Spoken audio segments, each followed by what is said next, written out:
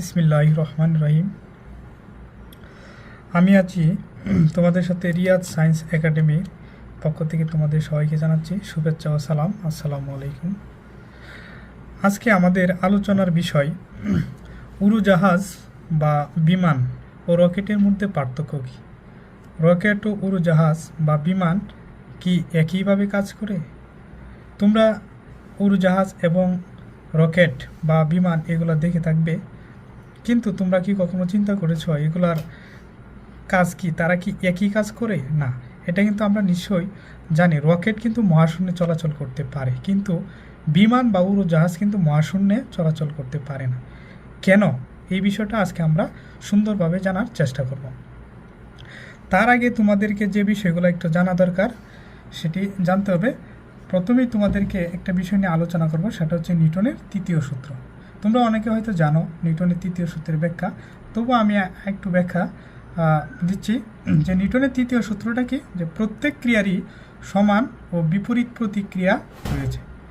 অর্থাৎ তুমি এটা এক উদাহরণের মাধ্যমে যদি বোঝানোর চেষ্টা করি, তুমি যদি টেবিলের উপর যদি তাপ্পড় দাও, তাহলে টেবিলও কিন্তু প্রতিক্রিয়া স্বরূপ তোমার হাতে আঘাত দিবে, অর্থাৎ তুমি হাতে আঘাত পাবে।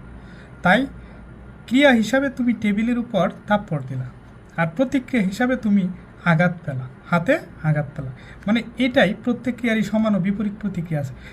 আসলে আমাদের চারপাশে নিউটনের তৃতীয় সূত্রের সাথে অনেক কিছুর মিল পাওয়া যায়, এবং বলতে গেলে নিউটনের তৃতীয় সূত্রের উপর ভিত্তি করে অনেক কিছু চলে।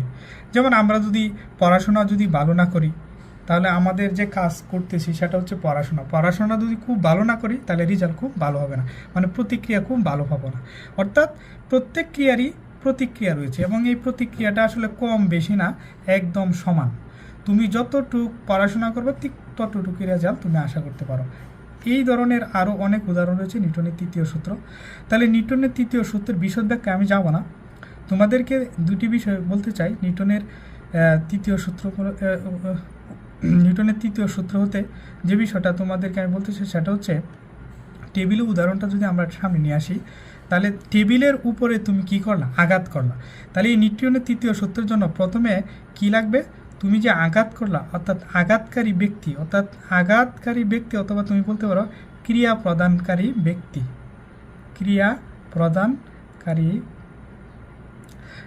ক্রিয়া যে সম্পূর্ণ করলো, তুমি বলতে পারো ক্রিয়া সম্পন্নকারী ব্যক্তি। তাহলে ক্রিয়া সম্পন্নকারী ব্যক্তি হতে পারে তুমি। মনে করো তুমি হচ্ছে কী করলা? টেবিলের উপরে আঘাত করলা, সেটা ক্রিয়া প্রদান করছে কে? তুমি। এখন টেবিল তোমাকে কি করছে? প্রতিক্রিয়া দিল। তা তুমি টেবিলে যে তলে ক্রিয়া প্রদান করছো সেই তলে কিন্তু আবার তোমাকে কী হলো? প্রতিক্রিয়া দিল। তার মানে টেবিলের কি আছে? তাহলে টেবিলের তল রয়েছে। এই দুইটা জিনিস আপাতত একটু জেনে রাখো, যে ক্রিয়া প্রদান করতে হলে একজন ব্যক্তি দরকার, আর প্রতিক্রিয়া যে তোমাকে দিবে সে একটা টেবিলের তল হতে পারে, অথবা যে কোনো একটা পৃষ্ঠ হইতে পারে যে তোমাকে প্রতিক্রিয়া দিবে। তার মানে এই নিউটনের তৃতীয় সূত্রের ব্যাখ্যার জন্য তোমার ক্রিয়া সম্পূর্ণকারী কেউ লাগবে, আর যে তলে তুমি ক্রিয়াটা সম্পূর্ণ করলা সেই তল লাগবে। এই দুইটি জিনিস কিন্তু তোমার লাগবে নিউটনের তৃতীয় সূত্র ব্যাখ্যার জন্য। তুমি যে তলে আঘাত করলা সেই তল তোমাকে কি করলো? প্রতিক্রিয়া দান করবে। তাহলে ক্রিয়া সম্পূর্ণ করার জন্য একজন লোক লাগবে, আর তুমি প্রতিক্রিয়া পাওয়ার জন্য একটা তল লাগবে। তাহলে এই দুইটা বিষয় কিন্তু নিউটনের তৃতীয় সূত্রের সাথে জড়িত। এই দুটি বিষয় ছাড়া কিন্তু ক্রিয়া প্রতিক্রিয়া আমরা আশা করতে পারি না। আচ্ছা, তাহলে এখন আমরা নিউটনের তৃতীয় সূত্রের মোটামুটি আমরা ব্যাখ্যাটা জানতে পারলাম। এই ব্যাখ্যা আরও বিশদ আমরা জানবো পরে। এখন দেখো আরেকটা সূত্র রয়েছে, ভরবেগের সংরক্ষণ সূত্র। মানে ক্রিয়া প্রতিক্রিয়া ছাড়া অন্য কোনো বল কাজ না করলে আদি ভরবেগ ও শেষ ভরবেগ একই থাকে, অর্থাৎ ধ্রুব থাকে। এই বিষয়টা আমরা আরও সুন্দরভাবে জানব। এখন প্রশ্ন হচ্ছে, আমি তোমাদেরকে এখানে একটা চিত্র দেখো, এখানে পৃথিবী, তোমরা অলরেডি জানো পৃথিবীর চারপাশে একটা এলাকা জুড়ে কিন্তু বায়ুমণ্ডল রয়েছে। কিন্তু তুমি ধরো এই পৃথিবীর চারপাশে এই এলাকা জুড়ে কি রয়েছে? বায়ুমণ্ডল রয়েছে, অর্থাৎ এই এলাকায় রয়েছে বায়ু রয়েছে। এই এলাকা ব্যতীত, অর্থাৎ এই এলাকা ছাড়া ওই এলাকায় কিন্তু কোনো বাতাস বা বায়ু নেই। তাহলে এই এলাকাটা তুমি বলতে পারো বায়ু শূন্য। এটাকে কি বলতে পারো? এটা হচ্ছে বায়ু শূন্য এলাকা। তাই এটা বায়ু আচ্ছাদিত এলাকা আর এটা বায়ু শূন্য এলাকা। এখন দেখো উড়োজাহাজ বা বিমান কিভাবে চলে। উড়োজাহাজ বা বিমান যখন চলে তখন বিমানের যে ইঞ্জিন আছে সেই ইঞ্জিন হতে জ্বালানি নিঃসরণ হয়। কী নিঃসরণ হয়? জ্বালানি। জ্বালানি যখন নিঃসরণ হয় ইঞ্জিন থেকে, যখন জ্বালানি নিঃসরণ হয় ইঞ্জিন থেকে, তখন এই ইঞ্জিন জ্বালানি কিসের উপর নিঃসরণ করতেছে? ইঞ্জিন জ্বালানি কিসের উপর নিঃসরণ করতেছে? এই বায়ুমণ্ডলের উপর। কিসের উপর? এই বায়ুর উপর। তাহলে তুমি বুঝতে পারছো এখানে ক্রিয়াকে দিচ্ছে এই বিমান বা উড়োজাহাজ। কোন তলে দিচ্ছে? বায়ুর পৃষ্ঠে বা বায়ুর তলে দিচ্ছে। তাহলে উড়োজাহাজ যেহেতু সে কী করছে? জ্বালানি নিঃসরণ করতেছে কোথায়? বায়ুতে। তাহলে বায়ু কি করবে? দেখো উড়োজাহাজ কিন্তু এই দিক বরাবর সে কী করছে? জ্বালানি নিঃসরণ করছে। তখন বায়ু কি করবে? অবশ্যই যেহেতু বায়ু একটা তল এখানে রয়েছে, তাহলে এখানে দেখো ক্রিয়া সম্পূর্ণকারী কিন্তু ব্যক্তি বা বস্তু বলতে এখানে ক্রিয়া সম্পূর্ণকারী বস্তু কিন্তু উড়োজাহাজ বা বিমান রয়েছে। এখন এটা কোন তলে দিচ্ছে? এই যে বায়ু তলে। তাহলে তল কি করবে? এই বায়ুপৃষ্ঠ বা বায়ুতল কি? বায়ুপৃষ্ঠ এই বিমানকে বা উড়োজাহাজকে কি করবে? প্রতিক্রিয়া স্বরূপ এদিকে একটা বল দিবে। তাহলে দেখতে পাচ্ছ জ্বালানি এদিকে বের হচ্ছে আর বিমান বা উড়োজাহাজ এদিকে যাচ্ছে। এটাই তো স্বাভাবিক। এটাই তো আমরা নিউটনের তৃতীয় সূত্র থেকে দেখে আসছিলাম যে কোনো তলে বা পৃষ্ঠে যদি কোনো ক্রিয়া সম্পূর্ণ করা হয় তাহলে ক্রিয়ার প্রতিক্রিয়া স্বরূপ বিপরীতমুখী একটা সে কী পাবে? বল পাবে। তাহলে এখানে এই উড়োজাহাজ যখন এদিকে জ্বালানি নিঃসরণ করছে বায়ুপৃষ্ঠে, তখন বায়ুপৃষ্ঠ কী করছে? তাকে প্রতিক্রিয়া স্বরূপ বিপরীত বল এদিকে প্রয়োগ করছে, যার জন্য কী করছে?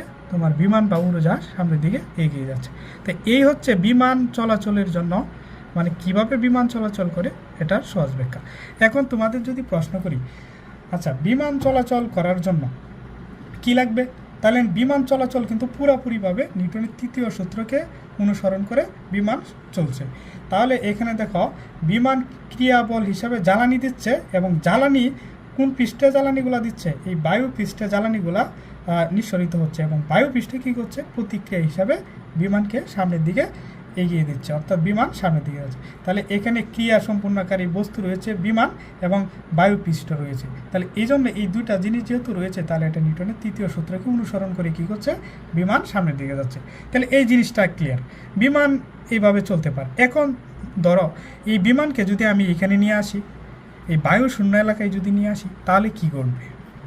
তাহলে যেটা ঘটবে সেটা হচ্ছে বিমানের ইঞ্জিন যে জ্বালানি নিঃসরণ করবে, সে জ্বালানি নিঃসরণ করার পরে কিন্তু এখানে তো কোনো বায়ু নাই। এখানে তো ক্রিয়া সম্পূর্ণকারী বস্তু বিমান ঠিকই আছে। এখানে যদি আমি বিমানটা নিয়ে আসি এখানে, তাহলে দেখো ক্রিয়া সম্পূর্ণকারী বিমান ঠিক আছে, কিন্তু প্রতিক্রিয়া স্বরূপ এখানে কোনো তল বা পৃষ্ঠ আছে? নাই, কারণ এখানে কোনো কিছুই নাই। এটা হচ্ছে মহাশূন্য, এখানে বায়ু নেই, কোনো কিছুই নেই। অর্থাৎ ক্রিয়া সম্পূর্ণকারী বস্তু রয়েছে, কিন্তু এখানে প্রতিক্রিয়া দেওয়ার মতো কোনো কিছুই নেই। তাহলে কি বিমান সামনের দিকে এগোবে? না। তাহলে এই ক্ষেত্রে বায়ু শূন্য অবস্থায়, বায়ু শূন্য এলাকায় কিন্তু বিমান বা উড়োজাহাজ চলতে পারে না।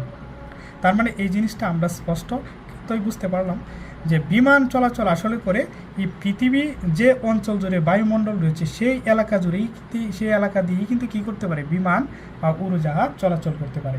কিন্তু কখনো এই বায়ু শূন্য এলাকায় কিন্তু বিমান বা উড়োজাহাজ চলাচল করতে পারে না।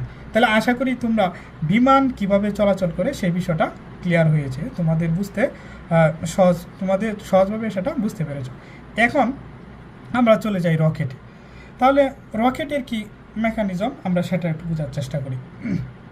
রকেট আসলে তোমাকে যদি প্রশ্ন করি রকেট কিভাবে চলে, রকেট কিন্তু অবশ্যই জ্বালানি ব্যবহার করে চলে। রকেটে প্রচুর পরিমাণে জ্বালানি ব্যবহার করা হয়। এই জ্বালানি নিঃসরণ করে রকেট এদিকে, তখন কিন্তু রকেট চলাচল করে। তাই রকেট জ্বালানি নিঃসরণ করে সে কিন্তু বায়ুমণ্ডলেও চলাচল করতে পারে, আবার বায়ু শূন্য এলাকাতেও চলাচল করতে পারে। এখন সেটা কিভাবে? সেটা বোঝার জন্য বুঝতে হবে তোমার ভরবেগের সংরক্ষণ সূত্র। যেমন ক্রিয়া প্রতিক্রিয়া ছাড়া অন্য কোনো বল কাজ না করলে আদি ভরবেগ ও শেষ ভরবেগ কি একই থাকে, অর্থাৎ ধ্রুব থাকে। এই বিষয়টা দেখো, রকেট মনে করো যখন রকেট উত্তোলন সময়ে, যখন রকেট উত্তোলন শুরু হবে সেই মুহূর্তে রকেটের মনে করো একটা ব্যাগ আছে। আমি কিন্তু এটা সঠিকভাবে আমি রকেটের বর ব্যাগ ধরতেছি না, বোঝার সুবিধার্থে খুব সহজভাবে একটা ছোটো মান দ্বারা আমি বিষয়টা ব্যাখ্যা করব। ধরো রকেটের বর হচ্ছে 50 কেজি, এটা কিন্তু কথার কথা বোঝানোর জন্য 50 কেজি হচ্ছে রকেটের বর। তার মনে করো শুরুতে তার ব্যাগ ছিল কত 10, তার ব্যাগ ছিল 10 মিটার পার সেকেন্ড, এটা তার শুরুতে ব্যাগ। এখন কথা হচ্ছে এই রকেটের বর যে হচ্ছে 50 কেজি, রকেটের বর যে হচ্ছে 50 কেজি মানে বর হচ্ছে 50 কেজি।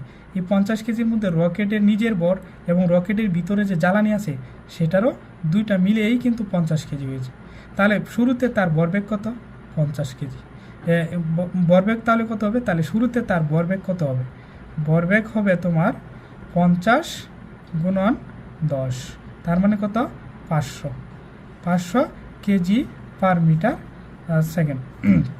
তাহলে দেখো এখানে ভরবেগ হচ্ছে 500, শুরুতে তার রকেটের ভরবেগ কত 500। এখন রকেট মনে করো কিছুক্ষণ চললো, কিছুটা দূরে চলে গেল, তখন দূরে চলে যাওয়ার ক্ষেত্রে রকেট কি করতেছে, জ্বালানি কিন্তু নিঃসরণ করতে। মনে করো রকেট এই রেঞ্জ ছাড়িয়ে মানে এই এলাকা ছাড়িয়ে রকেট এসে গেল, এই প্রান্তে এসে গেল। এখন রকেট যদি এখানে এসে গেল তখন সেক্ষেত্রে কিন্তু রকেটের কি জ্বালানি নিঃসরণ হচ্ছে। এখন রকেট যে জ্বালানি নিঃসরণ করতেছে তাহলে কি রকেটের বর কমে যাচ্ছে না, রকেটের বর মানে রকেটের বর কি কমে যাচ্ছে না, অবশ্যই কমে যাচ্ছে। তার বর যে 50 ছিল তখন কিন্তু 50 থাকবে না, কারণ তার জ্বালানি যেটা বেরিয়ে যাচ্ছে সে বরটা কিন্তু তার কমে যাচ্ছে। কিন্তু আমাদের কথা ছিল যে আদি ভরবেগ অর্থাৎ শুরুতে যে ভরবেগ ছিল তোমার 500, হ্যাঁ 500, শেষেও কিন্তু ভরবেগ কত থাকতে হবে 500। তাহলে দেখো শুরুতে ভরবেগ ছিল 500, তাহলে শুরুতে আমরা যদি এই জিনিসটা এখানে একটু দেখাই, দেখো শুরুতে ভর ছিল কত 50 আর বেগ ছিল কত 10। আচ্ছা এখন মনে করো এই ভর তো কী করবে, কমে যাবে, কারণ জ্বালানি যখন নিঃসরণ হতে থাকবে তখন কিন্তু তার ভর কি হতে থাকবে, কমতে থাকবে। তখন তার ভর কমে কি হবে, যখন তার ভর কমে যাবে, মনে করো তার ভর কমে 25 কেজি ভর কমে গেল, 25 কেজি ভর কমে গেল, তাহলে 25 কেজি ভর যদি কমে যায় তাহলে ভর কত এখন থাকতেছে তো 25, তাহলে এখন ব্যাগ কত হবে একটু জিনিসটা খেয়াল করে। এখন ব্যাগ তাহলে কত হবে, এখানে আগে ছিল ভর ছিল 50, ব্যাগ ছিল 10, এই টোটাল ভরবেগ হচ্ছে 500। আর পরবর্তীতে তার ভর যেহেতু কমে যাচ্ছে, যেহেতু জ্বালানি নিঃসরণ করছে ভর কমে যাচ্ছে, তাহলে ভর মনে করো 25 কেজি কমে 25 কেজি হইলো, তা 50 থেকে 25 চলে গেলে 25 কেজি, তাহলে ব্যাগ কত হবে। আমার কিন্তু এখানে যেহেতু ভরবেগ 500, এখানে কিন্তু 500 হতে হবে। তাহলে আমার এখানে এই হিসাবটা একটু বোঝার জন্য চেষ্টা করো, কারণ হচ্ছে ভর বেগ কিন্তু আদিতে মানে শুরুতে যে ভরবেগ আছে, শুরুতে যে ভরবেগ সেই ভরবেগটা কিন্তু শেষেও সেই একই ভরবেগ থাকবে, যদি না থাকে তাহলে কিন্তু হবে না, কারণ এটা আমরা সূত্র থেকে দেখছি। তাহলে দেখো এখানে ব্যাগ কত হয়ে যাবে, ব্যাগ হবে 20। তাহলে দেখো শুরুতে ভরবেগ কত হইলো 500, তাহলে শেষে ভরবেগ কত হইলো 500। তাহলে আমরা তো এইটাই দেখেছি এই সূত্র থেকে যে আদিতে যে ভরবেগ এবং মানে শুরুতে যে ভরবেগ শেষে একই ভরবেগ থাকবে। তাহলে এইখানে আমরা এই জিনিসটা খেয়াল করলাম, শুরুতে তার ভর ছিল 50 কেজি, ব্যাগ ছিল 10, এই শুরুতে ভর 50, ব্যাগ ছিল 10, কিন্তু কিছুক্ষণ রকেট চলার পরে তো তার জ্বালানি যেহেতু নিঃসরণ হবে তাহলে কি রকেটের ভর কমে যাবে না। তাহলে মনে করো ভর 25 কেজি কমে হয়ে গেল কত 25, তাহলে ব্যাগ কি হতে হবে, তাহলে ব্যাগ কি বেড়ে যাবে না, কারণ এটা সমান করতে হলে অবশ্যই এখানে ব্যাগ ছিল 10, তারপরে ব্যাগ কিন্তু বেড়ে যাবে, তারপর বেশ। এখন দেখো 50 আর 10 গুণন করলে কিন্তু এখানে 500, 25 আর 20 গুণন করলে কিন্তু এখানে কি 500, অর্থাৎ শুরুতে যে ভরবেগ ছিল শেষে কিন্তু একই ভরবেগ। এই সূত্র থেকে আমরা এটি দেখতে পাচ্ছি। তাহলে কাম টু দ্য পয়েন্ট, এখন যে বিষয়টা আমরা বুঝতে পেলাম সেটা হচ্ছে ভরবেগ শুরুতে যে ভরবেগ থাকবে শেষে কিন্তু একই ভরবেগ থাকে, এটাই আমরা ভরবেগের সংরক্ষণ সূত্র থেকে দেখলাম। তাহলে যে বিষয়টা এখান থেকে আমরা বুঝতে পারলাম সেটা হচ্ছে রকেটের জ্বালানি যখন কমে তখন তার ভর কমতে থাকে, যদি ভর কমতে থাকলে তাহলে তার কি ব্যাগ বাড়তে থাকে। তো এইভাবে রকেট যখন জ্বালানি নিঃসরণ করতে থাকে তখন তার ভর কমতে থাকে, আর যখন তার ভর কমতে থাকে তখন তার ব্যাগ প্রচণ্ড বাড়তে থাকে, তখন ব্যাগ বাড়তে থাকে। এভাবে ব্যাগ বৃদ্ধি প্রচুর পরিমাণে ব্যাগ বৃদ্ধি পায় এবং রকেট কী করতে পারে, মহাশূন্যে চলাচল করতে পারে। তার কারণ হচ্ছে মহাশূন্যে তখন আর আমার কি লাগে না, তখন কোনো তল বা পৃষ্ঠ কোনো বায়ু এগুলা দরকার পড়ে না, কারণ এখানে ভরবেগের সংরক্ষণ সূত্র অনুযায়ী রকেট চলছে, রকেট জ্বালানি নিঃসরণ করছে, রকেটের ভর কমছে তাহলে বেগ বাড়ছে, এভাবে রকেটের ভর কমে এবং বেগ বাড়ে, এভাবে রকেট কী করে মহাশূন্যে বা বায়ুশূন্য স্থানে কী করে রকেট চলাচল করে। এবং আস্তে আস্তে রকেটের জ্বালানি কমতে থাকে এবং রকেটের ভর কমতে থাকে এবং বেগ কী করতে থাকে, বাড়তে থাকে। এই বিষয়টার মাধ্যমে তোমরা বিষয়টা আসলে সহজে বুঝতে পারছো। আশা করি রকেট, উড়োজাহাজ বা বিমান কিভাবে চলাচল করে সেই বিষয়টা তোমাদের ক্লিয়ার হয়েছে। আর মহাশূন্যে কেন উড়োজাহাজ চলতে পারে সেটাও বুঝতে পেরেছো, আর রকেট কিভাবে চলে সেটাও বুঝতে পেরেছো। তার মূল থিম হচ্ছে আমরা যদি এটা সারমর্মতে আসি তাহলে বলতে পারি যে রকেট আসলে চলাচল করে ভরবেগের সংরক্ষণ সূত্রকে কী করে অনুসরণ করে, ভরবেগের সংরক্ষণ সূত্রকে অনুসরণ করে রকেট চলাচল করে, আর নিউটনের তৃতীয় সূত্রকে অনুসরণ করে চলাচল করে কি বিমান বা উড়োজাহাজ। এই বিষয়টা আমরা এই ভিডিওর মাধ্যমে শিখতে পেলাম। তাই আজকে আর বেশি কথা বলবো না, ভিডিও বেশি বড় করতে চাই না, আজকে এই পর্যন্তই। সবাইকে ধন্যবাদ আমার এই ভিডিওটা দেখার জন্য। তবে তোমাদের কাছে আমার রিকোয়েস্ট, তোমরা যদি আমার এই ভিডিওর মাধ্যমে কোনো কিছু জানতে পারো, অর্থাৎ তোমাদের যদি শিক্ষণীয় বিষয় হয়ে থাকে, তাই আমি আশা করি, অর্থাৎ তোমরা যদি এটা দ্বারা তোমার কোনো জ্ঞান অর্জন করতে পারো, তাহলে আশা করি তোমরা আমার চ্যানেলটা সাবস্ক্রাইব করবে, লাইক কমেন্ট শেয়ার করে আমার সাথেই থাকবে। সকলকে ধন্যবাদ। আমি আমার ভিডিও এখানেই শেষ করছি। আসসালামু আলাইকুম।